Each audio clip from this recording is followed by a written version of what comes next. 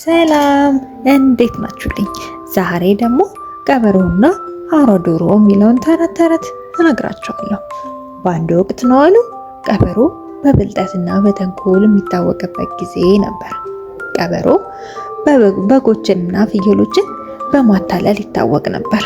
ነገር ግን በአንድ መንደር ውስጥ የሚኖር አንድ አውራ ዶሮ ነበር።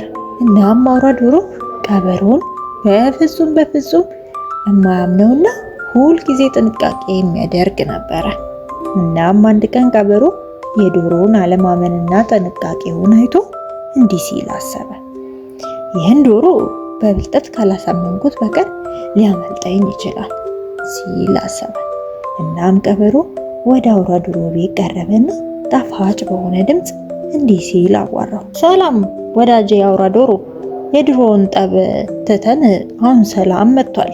እንስሶች በሙሉ ወንድማማቾች ሆነዋል። ከእንግዲህ እኔ እናንተ አንበላላም። እናም አንተም ከኔ አትራቅ፣ እናም አትፍራኝ። በቃ የወዳጅነት መዝሙር እንዘምራለን፣ አብረን እንጫወታለን አለው። እናም አውራ ዶሮ ስላቅ በሚመስል ምላሽ እንዲህ ሲል መለሰለት።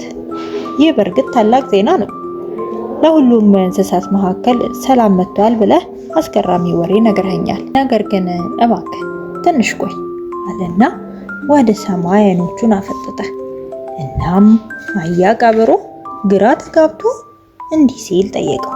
ምን እያየ ነው ሲል ጠየቀ። እናም አውራ ዶሮ እንዲህ ሲል መለሰለት።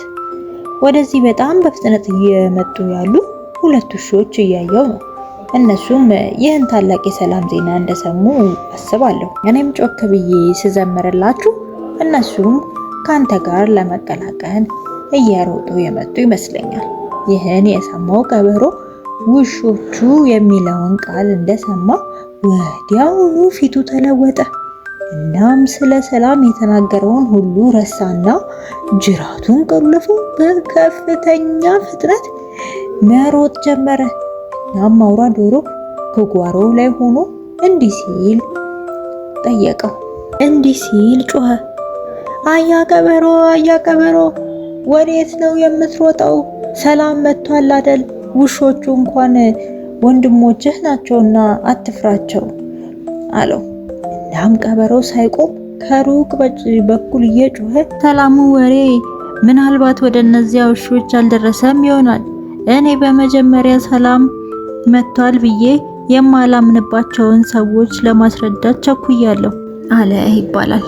ብልህነት ከጥንቃቄ ጋር ይመጣል። ጥሩ ወሬ የሚነግራችሁ ሰው ሁሉ ቢኖሩ እንኳን የሰዎችን ተፈጥሮ እንዳትዘነጉ። ሁልጊዜም አይናችሁን መግለጥ እንዳትረሱ።